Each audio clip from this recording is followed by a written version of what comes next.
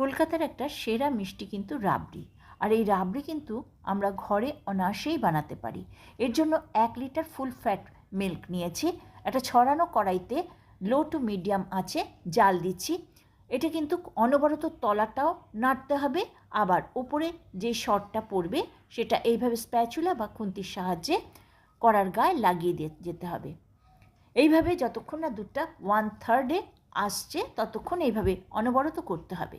এবারে সরটাকে পিস করে কেটে নিচ্ছি। চামচের মাথা দিয়ে, খুন্তি দিয়েও কাটা যায়, তবে এটা ননস্টিক কড়াইতে করলে খুব সুন্দর উঠে আসে। আমি যদিও বা ননস্টিক কড়াইটা নিইনি। এইভাবে তুলে নিচ্ছি। সরটা বেশ মোটা হবে, আবার সফটও হবে। পুরো সরগুলো পিস করে তুলে নিলাম। এবার মিষ্টির জন্য দিয়ে দিচ্ছি একটু বাতাসা। এটা যে যার স্বাদ অনুযায়ী দেবে মিষ্টিটা। আর দিয়ে দিলাম ছোটো এলাচের গুঁড়ো। এবারে সরের পিসগুলো আমি দুধের মধ্যে দিয়ে দিচ্ছি, দিয়ে সামান্য একটু ফুটিয়ে নামিয়ে নিচ্ছি। অসাধারণ হয়।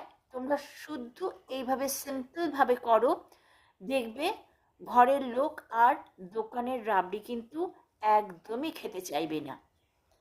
তোমাকে বারবার এইভাবে রাবড়ি বানাতে হবে তখন ঘরেই। দেখো আমি সার্ভ করে দিচ্ছি। ভীষণই সুন্দর হয়েছে।